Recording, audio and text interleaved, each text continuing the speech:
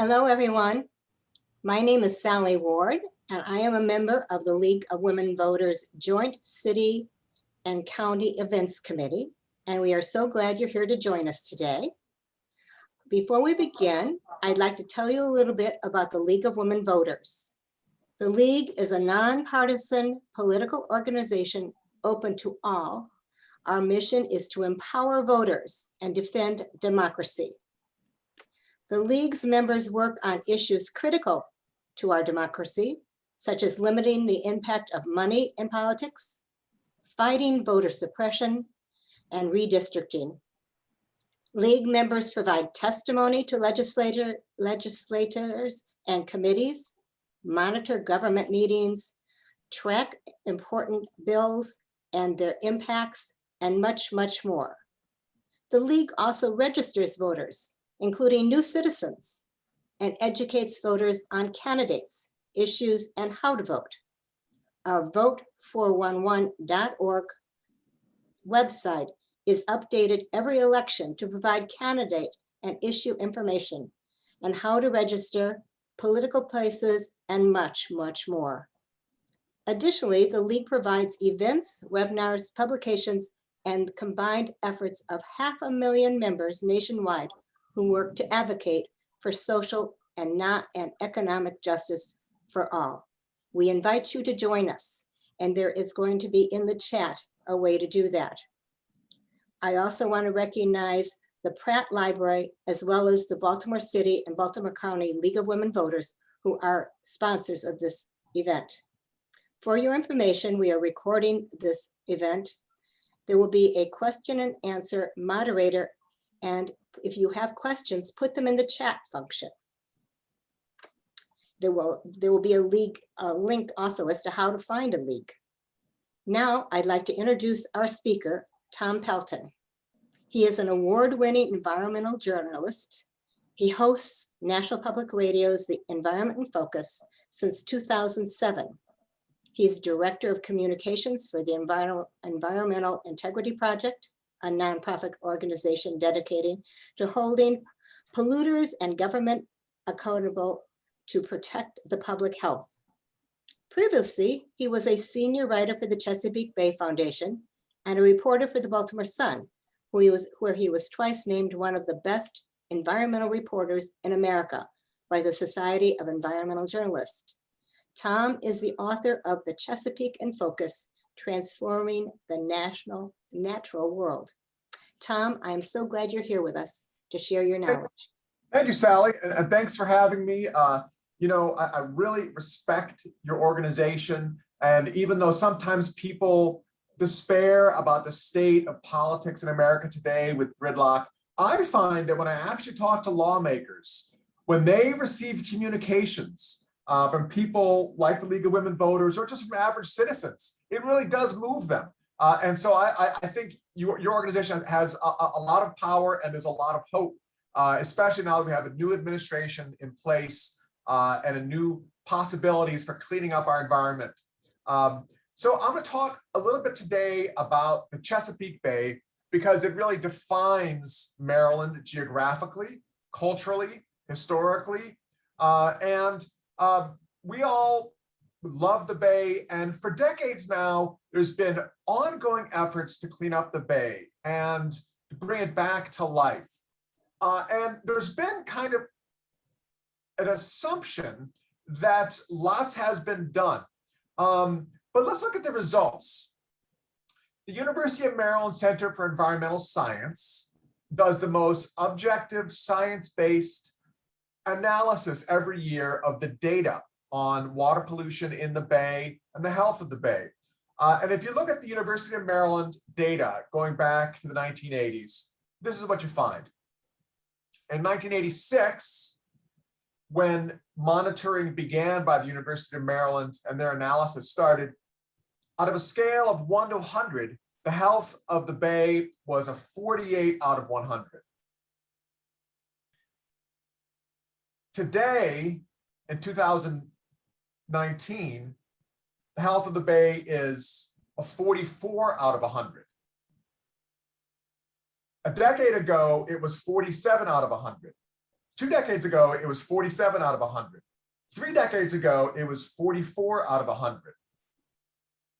So you'll hear lots of talk from groups like the Chesapeake Bay Foundation, for example, and others. I worked there for 6 years as a senior writer, about progress, and we're rounding the corner and we're about to achieve our goals. What do those numbers say to you? 48 out of 100 in 1986, and a 44 out of 100 in 2019. If I was a teacher and I got those grades, I would say that's an F. Now, when people hear that kind of talk about a lack of improvement in the Bay, sometimes their first reaction is despair. People think, well, we've tried so much. How is it that we've really made no real progress? But if you look at the facts, there has been extreme improvements in some specific areas. Let me walk through some areas where we've seen really encouraging improvement. A fantastic example is in 1972, when EPA banned DDT. Banning this pesticide not only brought back bald eagles, which, by the way, I love to kayak, and I'm sure you all see all the time when you're out. There are so many bald eagles now. Almost every time you go out into a river or a stream, you'll see a bald eagle flying overhead. You know, back in the 60s and 70s, they were almost wiped out. Also, we've seen an incredible recovery of osprey. Whenever you're out on the bay or out in a waterfront area, the call of the osprey is everywhere. It's beautiful. Osprey were also almost eliminated in the early 70s. Again, banning DDT helped them come back. Great blue heron. I was out on the Big Gunpowder Falls River in Baltimore County just over the weekend. Big old great blue heron. I swear to God, I was 4 feet tall, standing right in the river, right nearby. I felt like I was in the presence of another cherished being of my equal, this beautiful great blue heron. And so great blue heron have come roaring back as well because of the ban on DDT. So what was that? That was very politically unpopular these days. Top-down government regulation, an EPA ban on a chemical that was causing damage to the natural ecosystem. Even though there was imperfect evidence at the time, EPA, under President Nixon, a Republican, took strong action and banned DDT and brought back all of this life we see all around us. Let me walk into some other real concrete successes that we've had in cleaning up the environment in Chesapeake Bay. From 1985 to 1990, Maryland imposed a ban on catching striped bass. Back in the 80s, striped bass, an incredibly popular sport fish up and down the East Coast, they were being so overfished, their numbers had plummeted, and they were really, really threatened. But when Maryland and then Virginia and then all the eastern states put a temporary ban on moratorium on catching striped bass, their numbers multiplied. And we had a huge resurgence of striped bass in the Chesapeake Bay and then up and down the seacoast. Again, top-down regulation, extremely unpopular at the time. Watermen fought like hell, and really, John Griffin, a former Department of Natural Resources secretary, got threats. People made his life miserable, but he had the courage to impose that ban on catching striped bass. Another gigantic concrete improvement in the Chesapeake Bay. In the 1980s and 90s, EPA mandated that the largest sewage treatment plant in the Chesapeake Bay watershed, the Blue Plains wastewater treatment plant just outside of DC, that serves the DC area, mandated that it be upgraded to state-of-the-art levels. You know, more than $1 billion spent. It is incredible how much the Potomac River has come back since the 1980s. It used to be there was no underwater grasses. It was basically like a desert on the bottom. Then with the improvements to the wastewater treatment plant, the water got clearer, the grasses came back. Now there are bass fishing tournaments in the Potomac River. People kayak all the time in downtown Washington. When I went to school at Georgetown in the 1980s, that wasn't so common. And when you did go kayaking, it smelled like raw sewage. Real success in the Potomac River, much cleaner today. Also, EPA forced DC to fix its sewage overflow problem, spending more than $1 billion modernizing its antiquated sewage and stormwater lines which were built to be combined so that whenever it rained, basically the rainwater went down into the sewage lines. And then every time it rained, raw sewage coming out of DC right into the Potomac River. Well, over the last 5-10 years, EPA forced DC to sign some consent agreements, and now they're closing those sewage outfalls. It's had an incredibly positive impact on Potomac River. Another real success story. Back in 2004, Maryland passed what was very unpopular at the time, the flush tax, a tax on all homeowners in Maryland to upgrade our sewage plants. Since then, Maryland has upgraded more than 90% of its large sewage treatment plants. And we've seen real improvements in places like the Patapsco River and other waterways because of the reduced fecal bacteria and other waste products coming from nitrogen, phosphorus from the sewage plants. Also, it's not just here in Maryland and in DC where we've seen improvements like this. In Boston, EPA cracked down on the sewage plants and forced, with the state of Massachusetts, a cleanup of all the sewage being dumped into Boston Harbor. You know, when you go out in Boston Harbor today, the waterfront is much cleaner, and there's been a real renaissance of life around Boston Harbor because, and the Charles River, because there's much less sewage. All of that worked. It worked. And what's the common thread through all that? We often like to talk these days about the magic of the free market and how really what we want is kind of collaboration with industry. No. What actually works is top-down regulation that forces polluters to clean up. It's not popular, that's not a cool thing to say, but that is actually what works. Now, unfortunately, we have problems in the Chesapeake Bay cleanup, ongoing problems, because of a political crisis. And I'm gonna say, go out on a limb, be a little bit provocative to say, our crisis grows out of a victory of the Confederacy. And by that I mean, obviously, the Union beat the Confederacy in the Civil War, but in a strange way, it lost because this ideology, very prevalent today in the Republican Party especially, of states' rights, that the states should be the determining body. We know what's best for us. We know what's best for our environment. We know what's best for voting. That idea of states' rights has crippled our ability to clean up the Chesapeake Bay. Now, even though Republican President Richard Nixon created the EPA, and you know, in the 70s and 80s, there was a lot of bipartisan support for environmental controls and regulations. Really, it was Ronald Reagan and his presidency in the 1980s that championed this idea of states' rights as being preeminent, as if we're not all part of one union. The Chesapeake Bay cleanup program was started under Reagan in the 1980s.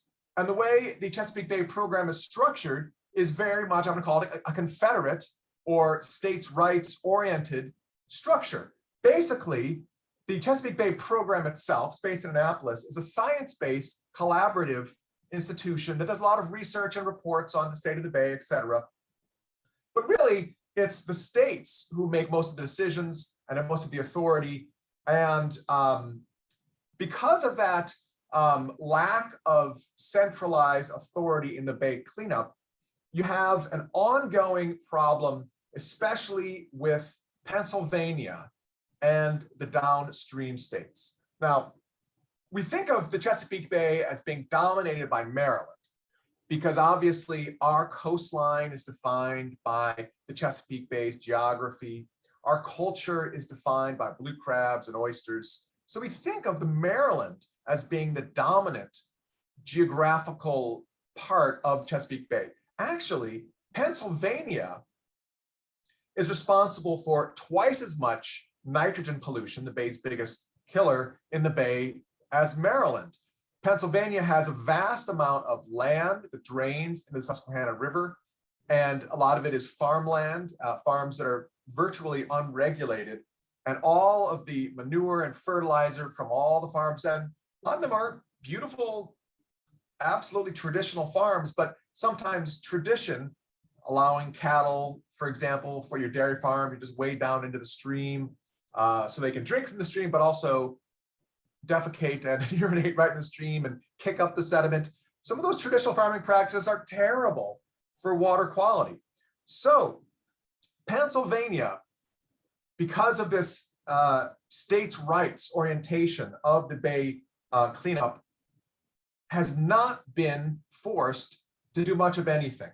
And Maryland has taken some really aggressive steps and deserves some praise. For example, I mentioned before the flush tax. We've now upgraded all of Maryland's large wastewater treatment plants to the enhanced nutrient level. It's basically like state-of-the-art technology. A move made by Republican Governor Bob Ehrlich, and he took some flack for that. But that was a real step forward. Pennsylvania has upgraded none of its wastewater treatment plants to the level that Maryland has upgraded all of our wastewater treatment plants. And yet they're flushing downstream into Maryland. How is that fair? Why isn't there a level playing field? Why doesn't EPA say, well, if Maryland is upgrading its sewage plants to the enhanced nutrient removal level, Pennsylvania must too, because Pennsylvania flows down into Maryland's waters. That hasn't happened. And that is a real problem. There are other areas like farm waste, farm management of cattle. So it's in Maryland, about 7 years ago, the O'Malley administration imposed regulations that said farmers must exclude their cattle from waterways. That's good, because when you have cattle from dairy farms, for example, walking down to the streams, they make a lot of pollution in the streams. In Pennsylvania, the state legislature did the exact opposite. They passed a law saying it is illegal for the Pennsylvania Department of Environmental Protection to require farmers to fence their cattle out of streams. So they're moving the exact wrong direction. At a time when, we've had 3 Bay cleanup agreements. There was one agreement in 1987 and 1990. Those were really part of one Bay cleanup agreement. There was a second Bay cleanup agreement in the year 2000, and a third in the year 2010, the Obama administration's called the total maximum daily load Bay cleanup agreement. It's the best of the 3 so far. But despite all 3 of those Bay cleanup agreements, get this, Pennsylvania this whole time has been slashing its Department of Environmental Protection. The budget of the Pennsylvania Department of Environmental Protection from 2000 to 2010, when Pennsylvania was supposed to be ramping up its pollution control efforts, was cut by about a third. So now we've had about a third less people, a third less investments in the DEP, Department of Environmental Protection of Pennsylvania. They literally went backwards at the time when they're supposed to be going forwards. I talked to one high-ranking EPA official who said that trying to deal with Pennsylvania's Department of Environmental Protection is a little bit like dealing with a ghost ship, because there's no one on board. There's not enough bodies to do the job to meet the Bay cleanup agreement. This is going to shock you, but it's just true. This is amazing. Susquehanna River, the biggest source of fresh water in the Chesapeake Bay, runs right through the state capital, Pennsylvania, Harrisburg. Harrisburg has 50 sewage and stormwater outfalls that every time it rains, on average about once a week, intentionally pipe raw sewage into the Susquehanna River to the tune of about 800 million gallons a year, including raw sewage being intentionally piped even now from the governor's mansion right into the Chesapeake Bay's biggest tributary, from the headquarters of the Pennsylvania Department of Environmental Protection. About once a week, when they flush their toilets in the DEP headquarters, their waste goes untreated, piped directly into the Chesapeake Bay's biggest tributary. Ditto with the General Assembly in Pennsylvania. Their state house sits only a few blocks from the Susquehanna River. About once a week, whenever it rains, when they flush their toilets, it literally goes right into the river. DEP has not done anything to solve that problem, and EPA has not either. Now, this gets to another problem, a political problem that is created by this whole state rights orientation that I was talking about. in our electoral college system, states like Pennsylvania, because they're swing states, have enormous political clout.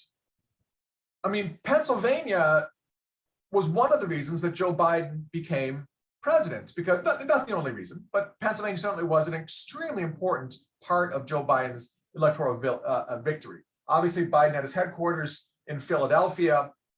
And so now, if we were going to see real progress in the Chesapeake Bay cleanup, this is what would have to happen. Biden's new EPA administrator, Michael Regan, would have to put pressure on the one area that EPA has actual authority in Pennsylvania, which is to say wastewater treatment plants and municipal stormwater systems.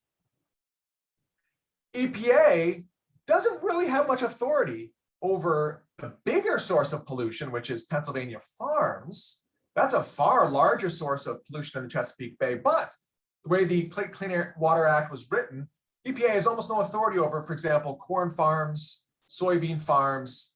EPA only has a limited amount of authority over large factory farms like chicken concentrated animal feeding operations and these large hog operations. EPA has some, but not much authority over those. But basically over farming, not much EPA control. So if EPA were going to finally make the Bay cleanup work, which I think it needs to be EPA that does this, it would have to say to Pennsylvania, okay, time's up.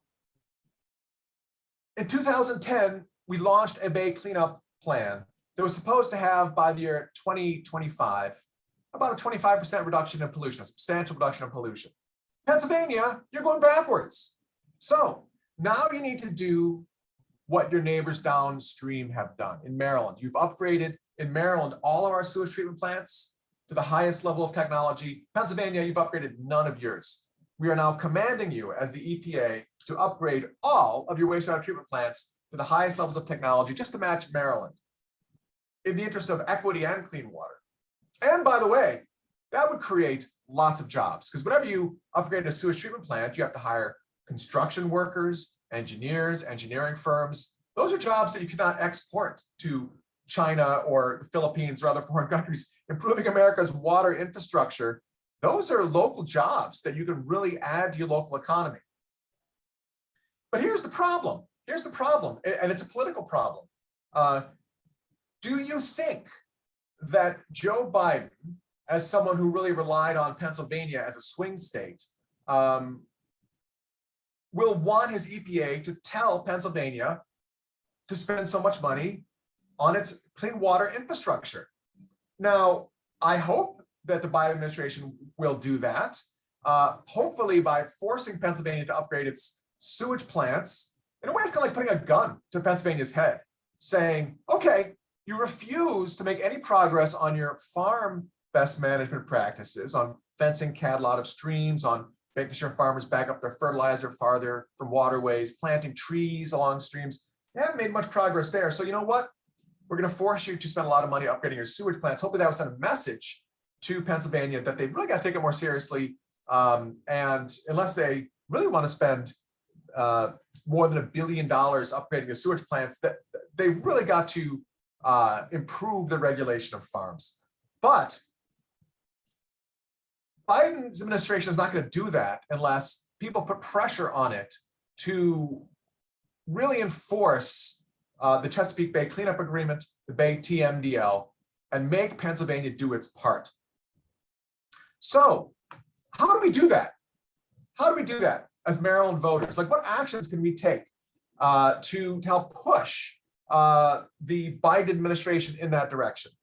I'm going to make one very specific recommendation to the League of Women Voters. This is just my personal opinion, but you know who's extremely influential? Senator Ben Cardin. And Senator Cardin knows an awful lot about the Chesapeake Bay. And in the Biden administration, he has a lot of sway. So I would say this: what is one step that you all can do if you wanted to do something on the Bay? Write letters, good old-fashioned letters or emails to Senator Cardin's office saying this. This is just my recommendation. We know the Biden administration is talking about progressive ideas in infrastructure. You know, electric car charging stations, that's fantastic. We're talking about making investments in all kinds of areas to help the climate. Fantastic, that's great. But let's make sure our investments in infrastructure include and even feature clean water infrastructure, especially in Pennsylvania. And funding is not enough. There has been talk about the Biden administration giving more funding to Bay cleanup. You know what? Funding ain't going to get it done. It takes, as I mentioned earlier, top-down regulatory force to actually make Pennsylvania upgrade its sewage plants and take other actions to control its pollution. So write a letter to Ben Cardin saying, you know, thank you for your years of fantastic support of Chesapeake Bay. Now, at this point, funding is not enough. EPA must order Pennsylvania to upgrade all of its sewage treatment plants to the same level that Maryland has upgraded its own sewage treatment plants. In the interest of fairness, in the interest of equity, and in the interest in cleaning up the biggest source of pollution in Chesapeake Bay. Sewage plants themselves aren't the biggest source of pollution in Chesapeake Bay, but that is an area at least EPA has some regulatory power over. As I mentioned, power over the farms doesn't exist right now in the federal or state law. So what can you do? Write to Ben Cardin. Ben Cardin is an extremely influential guy, and this is an area that he can really help. And that frankly, my impression has been talking to him and his staff, he loves investments in the Bay. You know, I hope he also embraces law enforcement on the Bay. Enforce the environmental laws, enforce the Clean Water Act. That's what we need. I'm going to make one other point, a hopeful point. Things that would work, things that would make for a better Bay and a cleaner world, that, you know what, would not cost taxpayers 1 penny. People talk about, well, the Bay cleanup would be so expensive, it costs billions of dollars. You know what? People often make those arguments because they don't want action. They don't want to do anything. And so they'll throw out these smoke screens about how expensive it is. People are like, well, we certainly can't afford that. But there are a lot of things that we can do to make a much cleaner Bay and a cleaner world that would not cost a penny to the taxpayers. Now, they would cost money to the polluters themselves, but I think that's justified. For example, number one, and these are some things that I outline in the conclusion of my book, Chesapeake in Focus. Number one, farmers receive huge amounts of subsidies from American taxpayers. They get price supports for corn and for soybeans and for other crops. There's crop insurance, basically taxpayer support for farmers. It's a form of welfare, you could argue. There's always disparaging of Baltimore residents and other urban residents taking welfare. Farmers take a lot of welfare. They get rural residents take more taxpayer money than anyone else. So in exchange for that generous money coming from American taxpayers, farmers should only get that continued funding from American taxpayers if they agree to fence their cattle out of streams and back up their fertilizer from waterways and take other basic steps to protect our waters from pollution. Pennsylvania, interestingly, does have a law on the books for decades called the Clean Streams Law that requires farmers to have manure management plans to make sure that they're not over applying manure, they're not applying it too close to waterways, but they don't enforce it. Pennsylvania tomorrow could simply write letters to farmers saying, you know what? You need to show us your plan to reduce your fertilizer pollution into Chesapeake Bay, or we're going to be fined. We're going to fine you. Chesapeake Bay region states should stop approving permits for these massive poultry houses. On the eastern shore of Maryland, in Pennsylvania, in Virginia, Shenandoah Valley, there are hundreds and hundreds of these massive chicken CAFOs and also hog operations that make an enormous amount of water pollution and air pollution. We don't have to approve any more of these. We can just say, no, each one of these needs a permit. We're just going to stop saying no to more permits for these massive operations until we can control the manure. That wouldn't cost taxpayers a penny. Maryland and Virginia really need to move towards oyster farming, aquaculture. Aquaculture can be as profitable and more stable for watermen as harvesting wild oysters, and much more beneficial for the environment, much more sustainable. Whenever watermen drag oyster dredges along the bottom of the bay, it rips up the bottom of the bay, it tears out the underwater grasses, it causes an immense amount of destruction, and it removes the oyster shells that are the substrate, the foundation for future generations of oysters. And of course, if you remove wild oysters, there won't be oysters to reproduce to make more oysters. We'll never bring back our oysters. They're only at about 1% of historic levels until we make the whole bay a sanctuary, a place where you may not harvest wild oysters because we want them to reproduce and to grow and to make oyster reefs like there were centuries ago that were such a jungle of life forms for the bay. Fish and crabs, they live in oyster reefs. If you rip them out with oyster dredging, that's impossible. We can ban lawn fertilizer. Lawns are simply ornamental. If you're talking about turf grass, they're not necessary. We do need fertilizer on our farms because we need to eat. But people can go to more indigenous native plants. I'm someone who lives in Baltimore and I love Baltimore. I'm a Baltimore partisan. This one is one of my favorites. We have thousands of empty homes in Baltimore, thousands of empty lots. In a rational world, we would say, let's not approve any more subdivisions on fields and cutting down forests until we fill up our houses in Baltimore and our vacant lots in Baltimore. Let's stop the suburban sprawl just using logic and filling up the homes that we already have.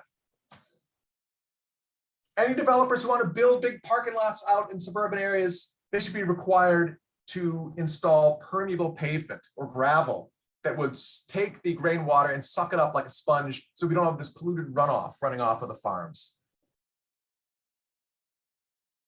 I'm a huge fan of cleaning up litter. It's interesting. I mean, you drive around Baltimore, you drive around even rural areas. I was out kayaking in Chesapeake Bay a couple weeks ago. The amount of litter and waste you see in all the wetlands everywhere else, it's outrageous. You know where there's not litter like that?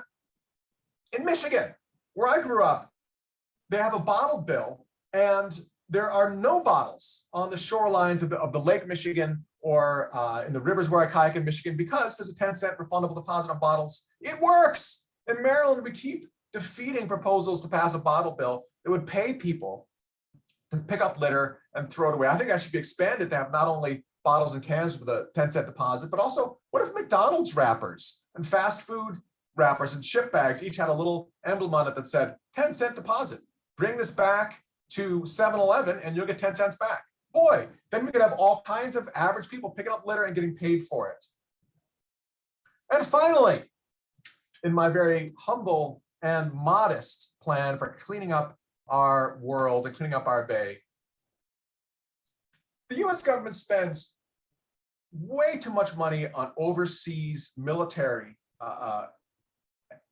adventures and bases. I mean, thank God we're now shutting down the Afghanistan occupation. But if we cut back by a few $100 billion, the amount of money we spent on war, and spent it on cleaning up our rivers and our lakes and our world and building parks and beautiful green spaces, we can invest and make a more beautiful and healthy America.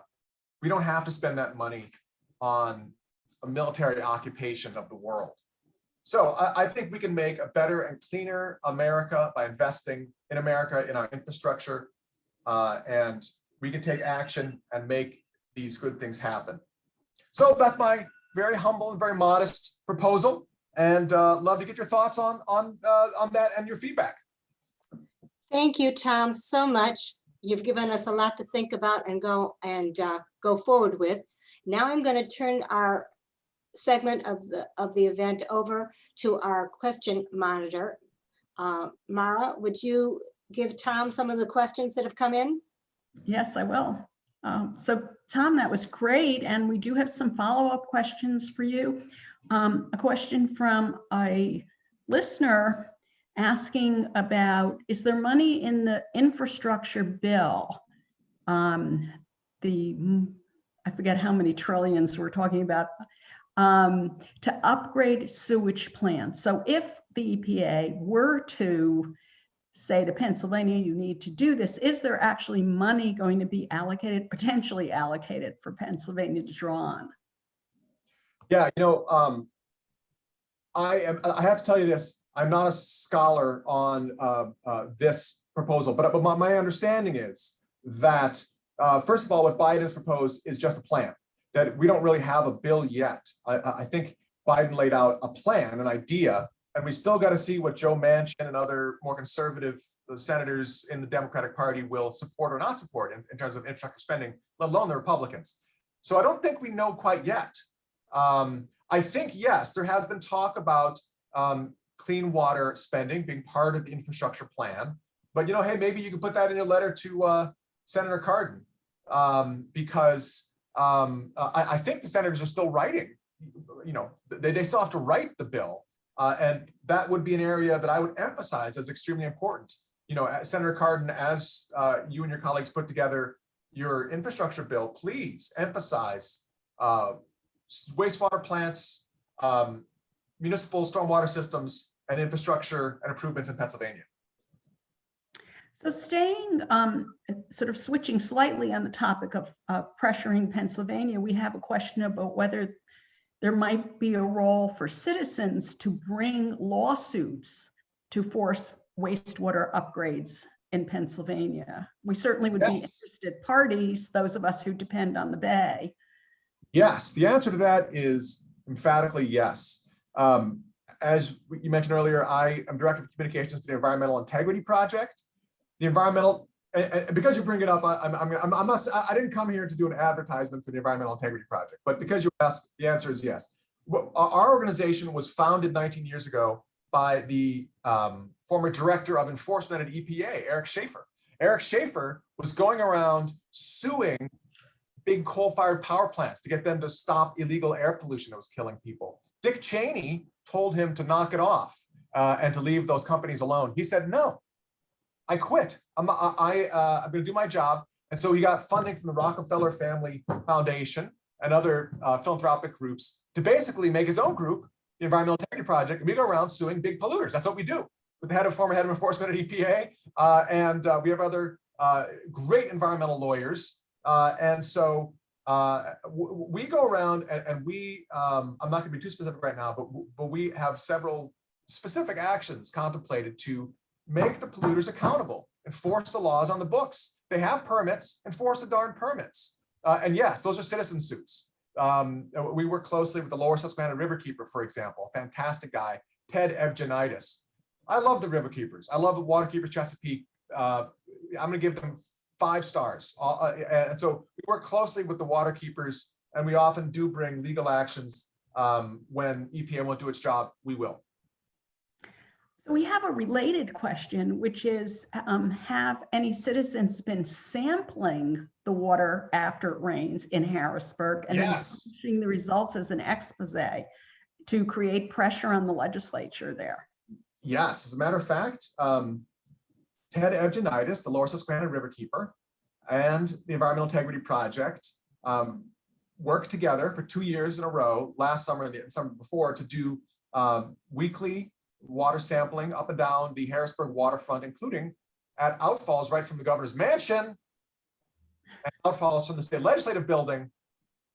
And we found times higher fecal bacteria levels downstream from those outfalls as upstream. So clearly those outfalls coming from the governor's mansion and the state legislative building are contributing to fecal bacteria levels in the Susquehanna River. We found a huge number. Actually, if you look on our website, environmentalintegrity.org, we have a report that we published on this subject back in 2019, very high levels of fecal bacteria in the Susquehanna River along the Harrisburg waterfront. And so we're using that information. We got a lot of news reports. We did a waterfront press conference in 2019, another one in 2020, came out with a similar report with more updated bacteria findings. Lots of TV coverage in Harrisburg, York and Harrisburg TV stations. Lots of local coverage of that issue about the high bacteria levels that we found. And so we're trying to keep hammering on that issue to say, you know what? You may not care about Chesapeake Bay. You may be Pennsylvania residents who care only about Pennsylvania, but you're fouling your own bed. This is your own, and it's your own swimming beach in Harrisburg is closed because of high bacterial. That's disgusting. Where's your sense of honor and dignity in your own state capital? Mhm. Hammer them in the Harrisburg news media about their own local pollution, because we get the sense that downstream yachters in Chesapeake Bay don't really move their hearts. So we have a couple of questions that mention other states. Yeah. You know, of course, the Chesapeake Bay actually receives water flowing in from, I forget how many states it is, a very large area. Can you, Right. you mentioned Virginia very briefly, but can you speak to the other states and whether they're like Maryland in cleanup, or they also are problematic, more like Pennsylvania? Yeah, it's pretty clear that Virginia, if I had to rank them, I'd rank them like this. Number one, I'm going to put a tie, DC and Maryland. DC, because its taxpayers have upgraded the Blue Plains sewer treatment plant to state-of-the-art levels. It's really a good facility. It's cutting edge. They've also paid to upgrade all of their sewage lines to state-of-the-art levels. Really good. Maryland has upgraded all of its sewage plants to state-of-the-art levels. We still have more to do. Maryland has more progress to make, especially if we keep approving more of these giant chicken CAFOs. Shouldn't do that. But I'm going to say DC and Maryland are tied for first. Virginia, I'm going to put in second place. Virginia has upgraded about 2/3 of its wastewater treatment plants to state-of-the-art levels. Not all of them, but a decent portion. They spend money on that. They do not require, like Maryland requires farmers to exclude their cattle from waterways. Virginia does not. It's strictly voluntary. But because we released some reports about 2 years ago talking about high bacteria levels in the Shenandoah River in Virginia from all the cattle in the streams, we pressured them, and we kind of showed that only 20% of Virginia farmers are actually fencing their cattle out of streams, even though Virginia keeps promising they're going to get 100% of their farmers to take that best management practice. We looked at Google Earth, and we did a study of all the farms in 2 of the biggest farming counties in the Shenandoah Valley, and found that actually, even though no one else is following this, if you look at the Google Earth data, only 20% of farmers are doing what's right and fencing their cattle out of streams. So after we published that report, Virginia Department of Environmental Quality did their own similar report, followed the same methodology, found out, you know what, they're right. And because of that, they increased the funding for voluntary fencing cattle out of streams. And now there's been a tripling of farmers signing up for that practice. So Virginia is not as good as Maryland, but it's doing better. I would say, I don't know much about, frankly, West Virginia's Bay. Only a tiny part of West Virginia is in the Bay watershed. I don't know much about that, to be honest with you. Delaware still has a huge number of gigantic poultry operations and slaughterhouses. Only a small part of that is in the Bay watershed, but I don't think there's much going on there in terms of clean water investments that I'm aware of. But I'm not an expert actually on Delaware, I'll be honest with you. And New York, I know, is doing badly also. New York is one of the states. New York's a smaller portion of the problem than Pennsylvania. But when the Chesapeake Bay Foundation and the Maryland Attorney General's office sued EPA over the lack of progress in the Bay cleanup, it was New York and Pennsylvania who had a target put on them for not doing their jobs. Great, thank you. So we have a question going to the question of farmers. Maryland enforces its nutrient management plan for farmers. We should demand that PA do so, Pennsylvania do so as well. Any thoughts about how we can do that? Well, here's a fascinating thing about nutrient management plans. So it was good after we had this Listeria outbreak in the Chesapeake Bay. I think it was 1997. If you recall that, it was like this toxic algae, the cell from hell. These toxic algal outbreaks on the Eastern Shore, that inspired Maryland to require farmers to have, basically, it's like manure management plans, nutrient management plans, like how much fertilizer can you put on your land, don't put on too much, et cetera.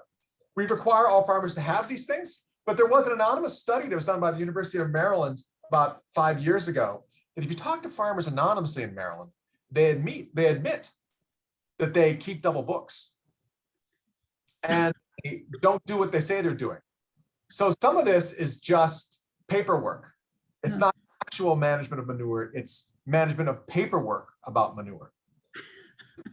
So I would caution you on the assertions that the farm community is doing so great. They're doing good paperwork. The environment, for example, does not go out to the farms and check the nearby streams for bacteria. It does not do that. nor does the Maryland Department of Environment itself go out and even check the fields itself. The farmers hire someone who they pay who checks the fields for the phosphorus levels. So we have good paperwork in Maryland.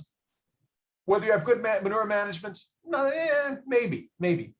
Maryland can't do anything to force Pennsylvania to do anything.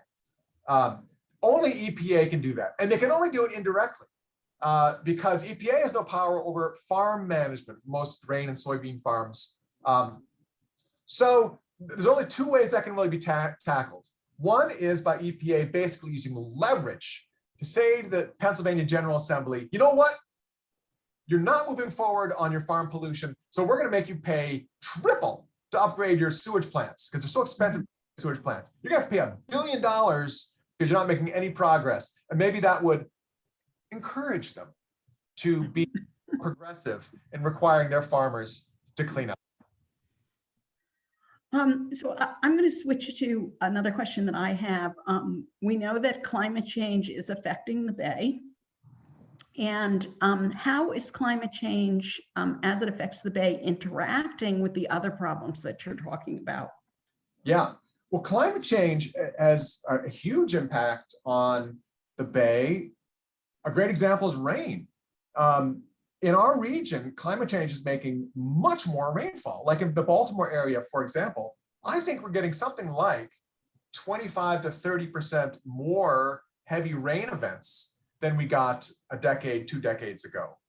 Enormous, substantial increase in the amount of rainfall in Baltimore, also in Harrisburg, also in Washington, D.C. And all of this is because in our region, warmer air holds more moisture. And so as the climate warms up, more moisture in the air, we have more rain. It's not true all over the world, but in our region, that's the way it's working. So a lot more rainfall, which means more runoff pollution in the Bay. Another huge impact of climate change on the Bay is just the different species in the Bay. For example, eelgrass is an underwater aquatic vegetation critical to the habitat of blue crabs. Blue crabs, after they hatch at the mouth of the Bay in the Atlantic Ocean, swim into the Bay down in the Virginia portion of the Bay, and they like to shelter as tiny crabs, and they hide out in the eelgrass. Eelgrass is dying off because it cannot tolerate the hotter and hotter temperatures in the summer. So, and there's other species like that too. Brown pelicans, this is fascinating. Brown pelicans are a tropical bird, and they used to hang out in South Carolina and Florida.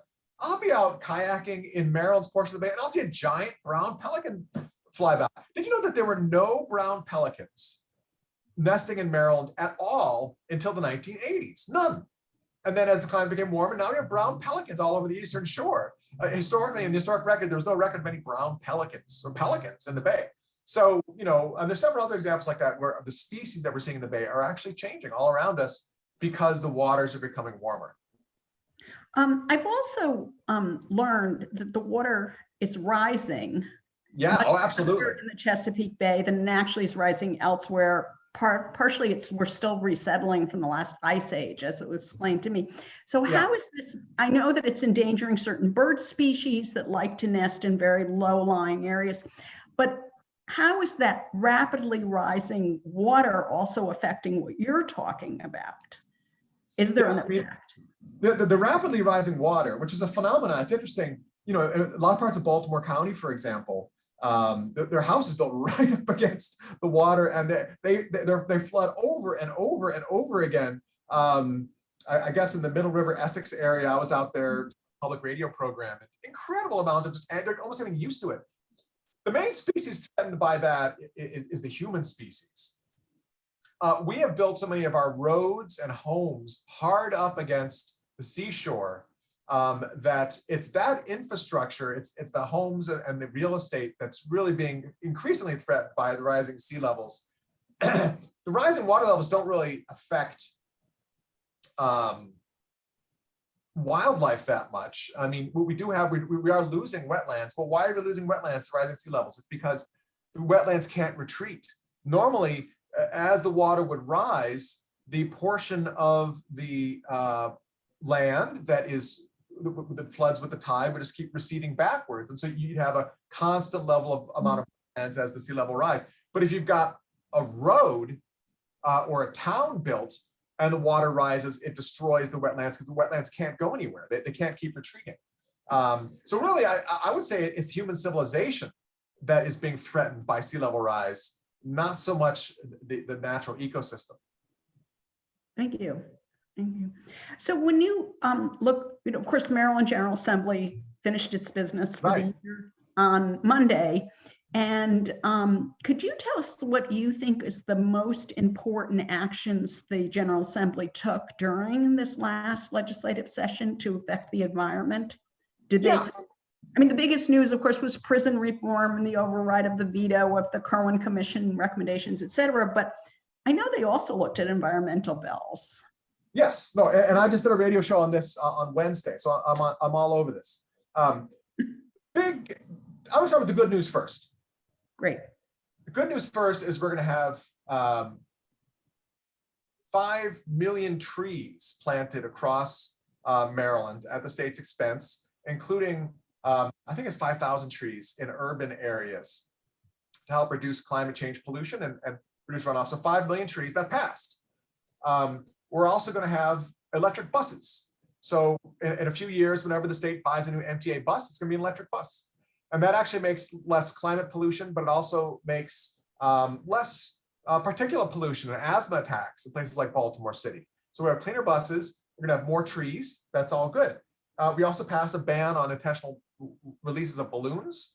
For a lot of people at birthday parties and graduations, these big masses of balloons. It sounds trivial, but as someone who's out in the water a lot, we have a lot of balloon litter up and down our shores and beaches and tangled up in the ribbons. And so I'm glad that they reduced that form of litter. Now you get a $100 fine if you intentionally release balloons in Maryland. So that's good. State Delegate Brooke Learman of Baltimore City, I think, did a great job. The Hogan administration had been proposing to do a draconian cut to public transportation in Maryland. And so Brooke Learman and some of her colleagues in the Senate as well introduced a bill that will basically keep the maintenance funding for the public transportation in Maryland at least level. So, in this time of less mass transit use during COVID, hopefully temporarily, we're not going to just gut our mass transit systems, that we're going to keep, replacing the trains and the buses and keep it in good shape. So that was a mass transit bill that passed that was quite positive. And those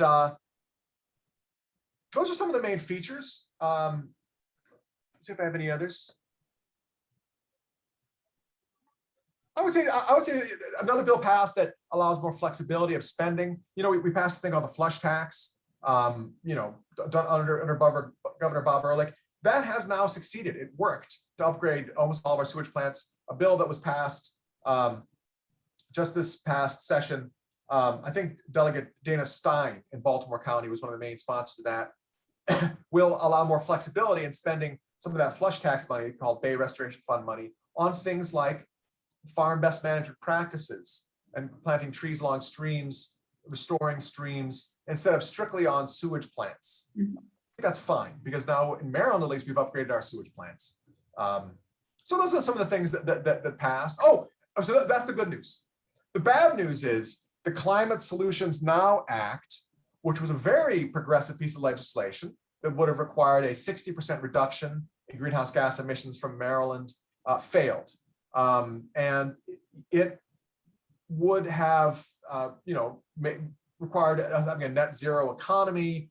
And it was a very kind of forward-thinking, aggressive piece of legislation. Senator Paul Pinsky of Prince George's County, who I regard as a real hero of the environmental movement. He's the Senate Education, Health, and Environment Matters Committee Chair. He proposed the bill, passed the Senate, and then on the House side, State Delegate Kumar Barve, the House Chair of the House Environment and Transportation Committee, basically they wanted less aggressive cuts. They wanted more modest reductions.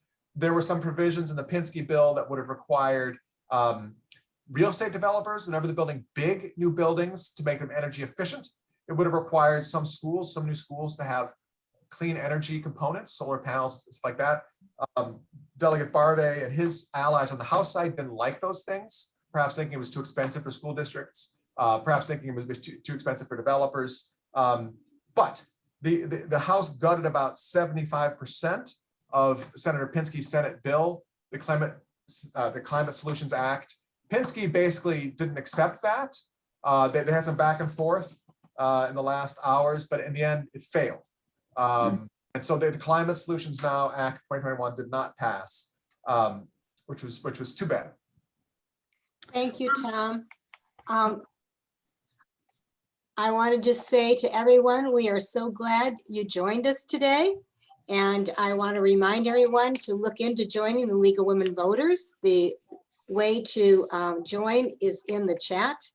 And of course, to let you know that on May 26th, Wednesday, May 26th at 11, we'll have our next program on the bridging the digital divide, looking at what happens when people don't have access to high-speed Wi-Fi. And that really showed up as far as in education in various parts of the state, because having high-speed internet makes a difference in how you work and how you learn. And thank you again, Tom. You had a very good program for us during April, Earth Day. And Mara, thank you for being a wonderful taker of the questions and passing them on. And I want to wish everybody a lovely day. It's sun shining and before we get our next rain. And everyone have a safe and happy and healthy day. Thanks for having me. Really appreciate it. Thank you, Tom.